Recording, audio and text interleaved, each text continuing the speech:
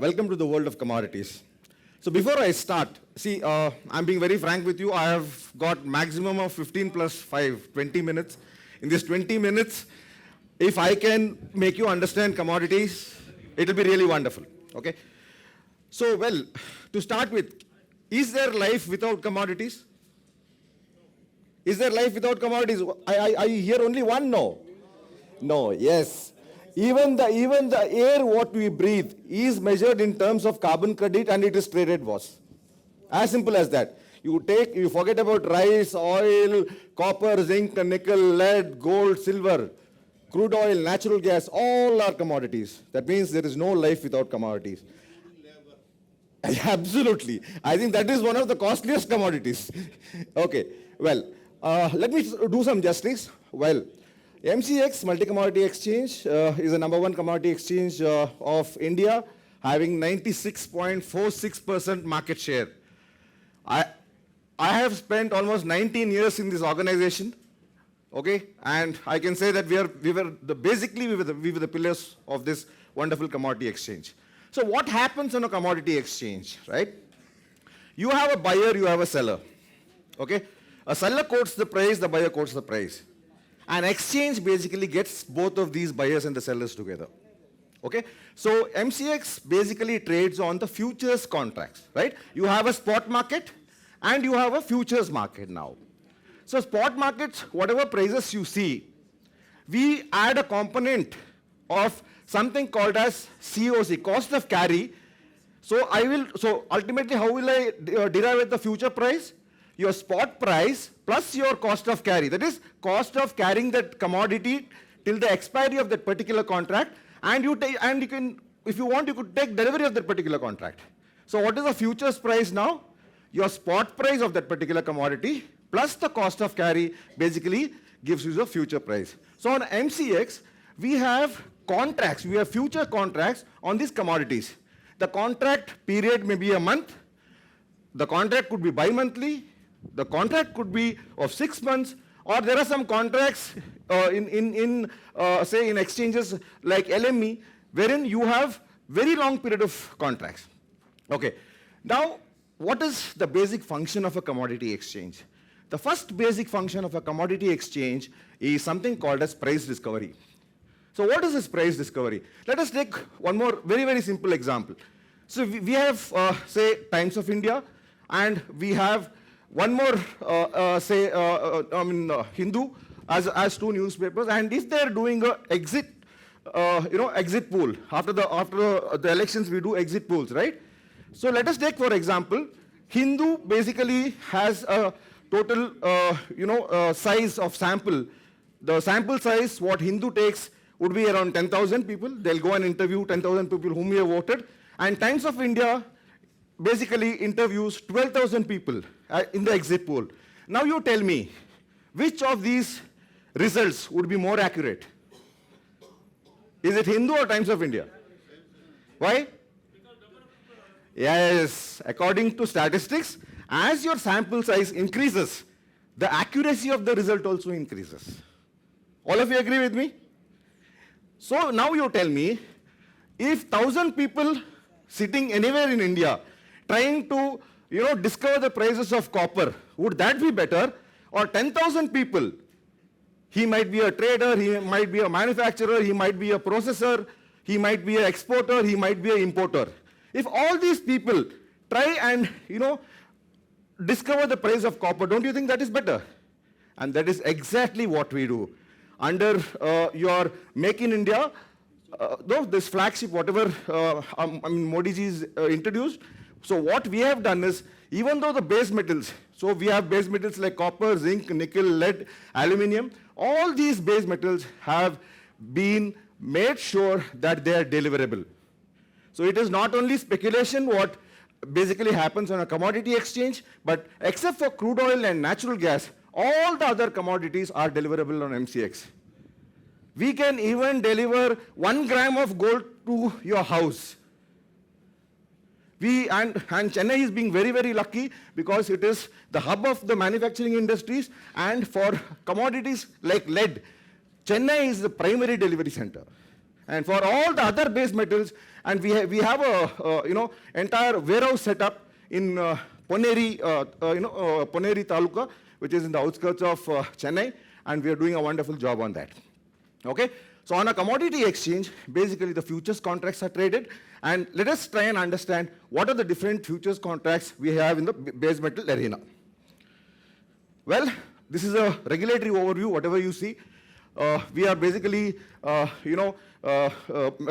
regulatory partner is SEBI, Securities Exchange Board of India, and they are doing a wonderful job wherein they were very, very sure that in order to contain speculation, we should ensure that the ultimate commodity gets into the delivery mode. So under SEBI, we have been, able to do a lot of innovations in this commodity ecosystem.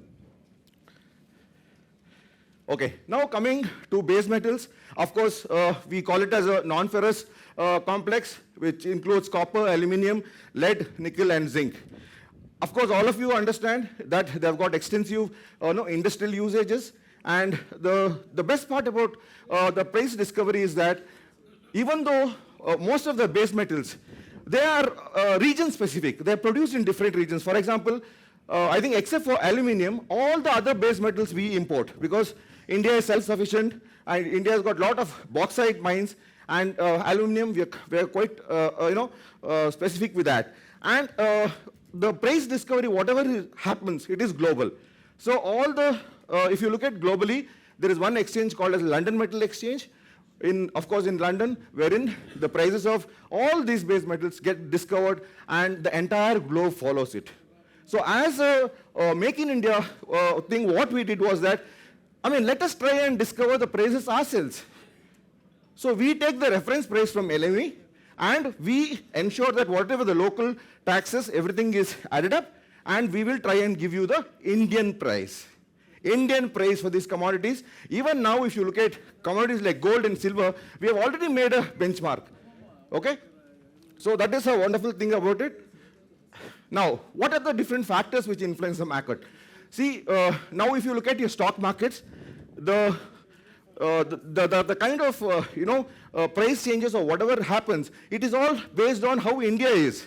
Like how much of rainfall we have received, what is the kind of agriculture production. Your stock markets are affected by it, but commodities, it is a global phenomenon. It is a global market to ensure that the price discovery happens and everyone follows that. So if you look at the kind of factors which are influencing the market, it is like industrial growth, recession, inflation, they all affect metal prices. It is not only what happens here in India, but if anything happens anywhere in the world, I think crude oil, all of us have seen, crude oil had gone to negative pricing, right? Because we just follow US markets. There is no other places for price discovery. So commodity-specific events, like for example, construction of new production facilities, or maybe they're using that particular commodity now, and because due to some problems, that particular discontinuance continues, and there might be unexpected mine or plant closures. For example, there can be a natural disaster, there can be a supply disruption, there can be an accident, strike. I think all of us would have heard, Chile is the main producer of copper. So most of the times, they have a lot of problems associated with labor management. So that also could be a factor. And the trade policy set by the government. For example, if they increase the customs duty, obviously the prices of commodities would go up, right? And of course, international prices, that is INR and USD exchange rates. We have seen the dollar versus rupee at 60 rupees also, now it is around 82 rupees. Right? So this also affects commodity prices, and of course geopolitical events, like such as, there's always a trade war between US and China that can affect copper, right? Because China consumes the most copper in the world. So all these factors affect the market, and you are also going to get affected by it because we use these commodities for our production. Now, all of us understand that the prices of commodities are always volatile. See, for 19 years on MCX, I have seen the prices of copper at 120 rupees, and now the copper price is 731 rupees. You look at the way the metal has moved, right? So what do you want to do? See, you are a manufacturer, okay, fine. You have praised your particular product. Because the copper is going up every day, can you change the price of copper wires every day? Can you do it? We cannot do it, right? Once the price is fixed, then what does the producer do? Copper prices are going up and down, fine. No, I mean, if it goes down, it is good. But if it goes up, what will he do? And that is why you have to hedge your risk. This concept is called as hedging or price risk management, wherein a lot of corporates are getting into it. Okay? So let's try and understand a deeper vision of this. You have a miner, okay? Basically, he is a price taker. Whatever the market price is there for his, the kind of iron ore or any of these, metals, right? So he is a price taker. Then you have a refiner. Refiner will have fixed margins, okay? That is fixed margins minus the purchase cost plus cost. Then you have the product manufacturer, who is a price taker, okay?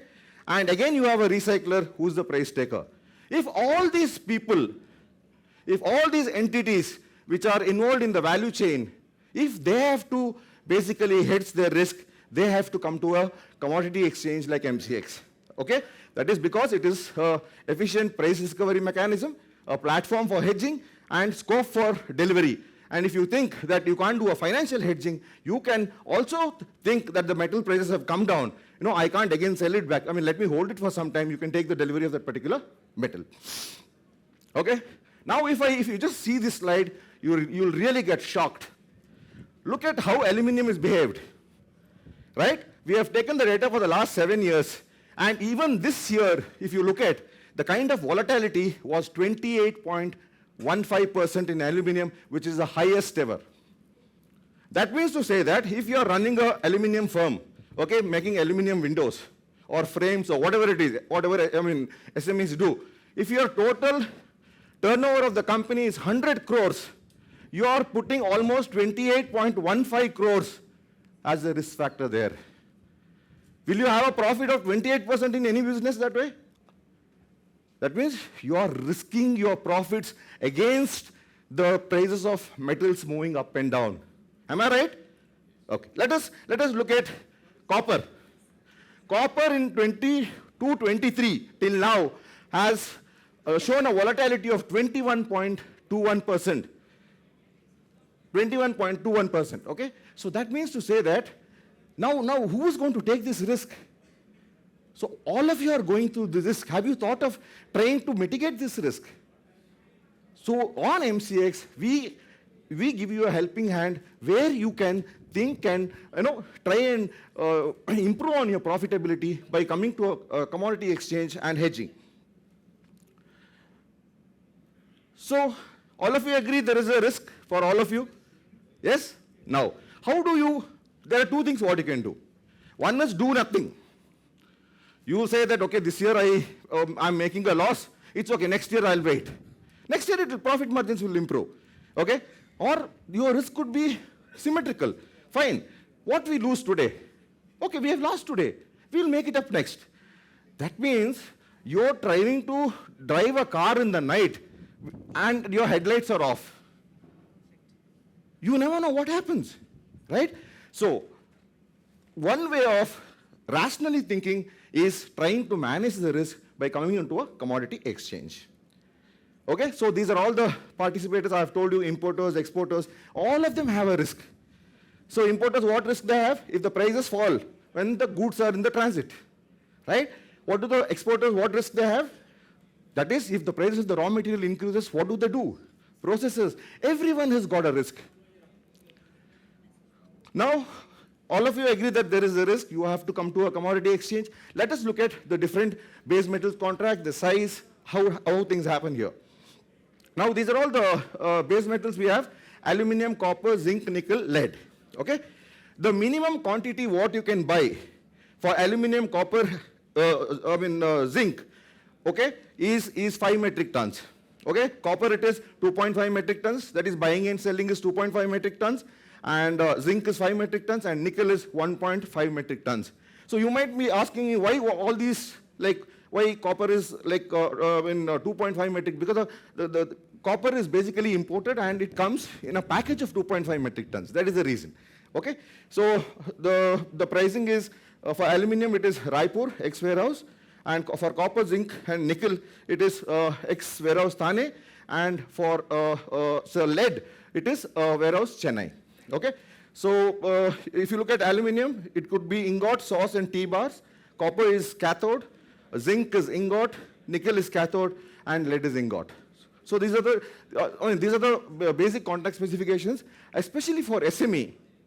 Okay, what we have done is, if 5 metric tons is if the trading unit is very high, so okay, SMEs cannot basically take that kind of load. So what we decided is that we decided to launch mini contracts. So what we have done, aluminium, lead, and zinc.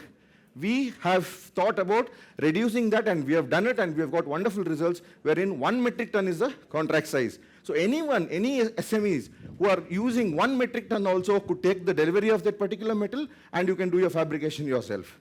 So this is a special, and there is a special mandate from SEBI to do these kind of events with the SMEs, so that they can make use of this facility of a commodity exchange. Okay, these are the different delivery centers and the additional delivery centers for the metals. For aluminium, you have Raipur, Chhattisgarh. For copper, you have Thane, Maharashtra. You have lead and lead mini, Chennai, Tamil Nadu. Nickel, Thane, Maharashtra. And zinc mini, again, it is in Maharashtra. And these are all, and as I told you earlier, we are very lucky to have additional delivery centers for Chennai for all the metals, all the base metals. Okay? Then these are the deliveries, whatever has happened on MCX. Okay?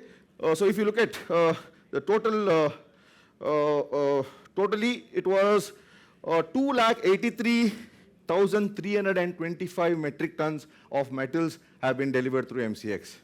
So we have discovered the India prices as a factor, and I think it is doing a wonderful job. Okay, now this is the last slide. As a hedger, as a investor, you have to have certain things in mind. Okay, the various do's and don'ts. You have to trade only through registered members of MCX, and you can always basically know your KYC, that is know your client. Then you have to update your mobile numbers, and you will be basically creating a unique client code on which you can trade. So don'ts is that my sincere advice is that if you are a manufacturer, if you're a SME, you have to decide yourself before coming to a commodity exchange whether what role you are going to play. A hedger cannot come to a commodity exchange and speculate. We would never even allow that to do. If you are, for example, Titan Industries, I taught them hedging in 2008, right? Now, they had open interest up to 7 metric tons of gold on MCX. They've taken even a separate membership of MCX. So they're hedging, they don't, Tatas, they don't speculate, right? So there are wonderful advantages for SMEs on MCX. Of course, this was a very long presentation. I told you it is very difficult to make you understand. Otherwise, I would have given examples on hedging. Thank you so much.